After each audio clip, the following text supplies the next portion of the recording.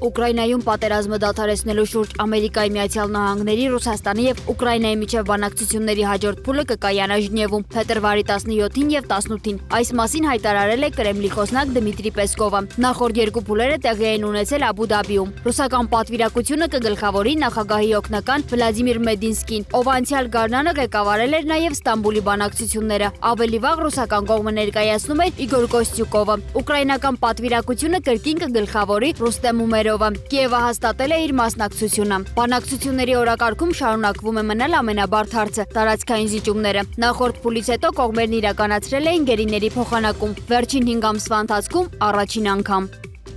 Ուկրաինական կողմի տվյալներով ռուսական անօդաչու թռչող սարքերը զանգվածային հարձակում են իրականացրել Օդեսայի մարզում։ Զոհվել է 1 մարդ, 6-ը վիրավորվել են, որոնցից 3-ի վիճակը ծանր է։ Վնասվել են նավթահանգստյան եւ էներգետիկ ենթակառուցվածքները, բռնկվել են հրդեհներ, խափանվել են էլեկտրաէներգիայի, ջրի եւ ջրուցման մատակարարումները։ Ավելի քան 90 փրկարար ներգրավվել է հրդեհաշիջման աշխատանքներում։ Կիևը նշում է, որ վերջին շաբաթներին Ռուսաստանն ակտիվացրել է հարվածները կարևորագույն ենթակառուցվածքների ուղղությամբ, չնայած Ամերիկայի Միացյալ Նահանգների միջնորդությամբ ընթացող բանակցություններին։ Ռուսաստանի պաշտպանության նախարարությունն իր հերթին հայտնել է, որ գիշերվա ընթացքում խոցվել է ուկրաինական 58 անօդաչու թռչող սարք Վոլգոգրադի, Ռոստովի եւ Կուրսկի մարզերի տարածքում։ Բելգորոդի մարզի ղեկավարի փոխանցմամբ ուկրաինական հարվածների հետևանքով ավելի քան 220,000 բաժանորդ ժամանակավորապես մնացել է առանց էլեկտրամատակարարման։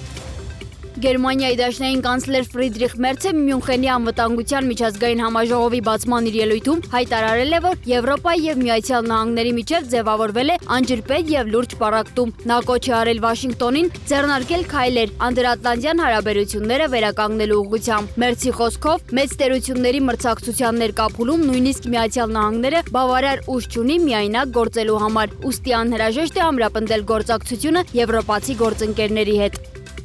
Հարավային Կարոլինայի պետական համալսարանի հանրակացարանում փետրվարի 12-ի երեկոյան տեղի ունեցած հրաձգության հետևանքով 2 մարդ է զոհվել, եւս 1-ը վիրավորվել։ Այս մասին հաղորդում է Reuters գործակալությունը։ Համալսարանի պաշտոնական հայտարարության համաձայն կրակոցները հնչել են ուսանողական բնակելի համալիրում, ինչից հետո համալսարանի տարածքը ժամանակավորապես փակվել է։ Զոհերի ինքնությունը եւ վիրավորների առողջական վիճակը առայժմ չեն հրապարակվում։ Համալսարանի ղեկավարությունը դիմել է իրավապահ մարմիններին դեպքի հանգամանքները պարզելու համար, իսկ փետրվարի 13-ին նախատեսված դասերը չեղարկվել են։